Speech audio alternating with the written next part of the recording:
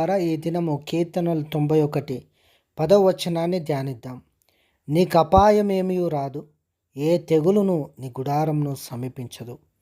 దేవునికి మహిమ కలుగునుగాక. దేవుని బిడ్డలారా, దేవుని యొక్క వాక్యములో గొప్ప వాగ్దానాలు దేవుడు ఇచ్చినాడు.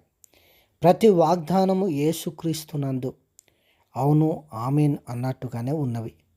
కాబట్టి మనం వాగ్దానము నమ్మి దేవుని సన్నిధిలో వాగ్దానమును బట్టి ప్రార్థన చేసినడల దేవుడు గొప్ప కార్యములు తన మాటను బట్టి తానిచ్చిన వాగ్దానమును బట్టి ఆయన చేయును. కాబట్టి ఆయన వాక్యాన్ని ఎత్తిపట్టాలి.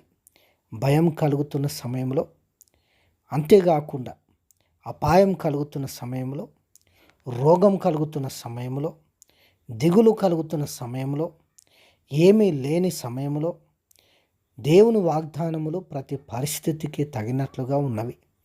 ఇక్కడ మనం చూసినట్లయితే నీకు అపాయం ఏమీ రాదు, ఏ అపాయం కూడా రాదు.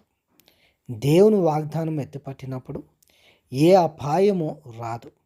ఈ దినాలలో భయంకరమైన అపాయములు కలుగుచుండగా దేవుని బిడలమైన మనము ఆయన మాటను బట్టి ప్రార్థన చేసినడల ఏ అపాయము మనల్ని సమీపించదు, ఏ తెగులు నీ గుడారం సమీపించదు. దేవునికి వందనాలు.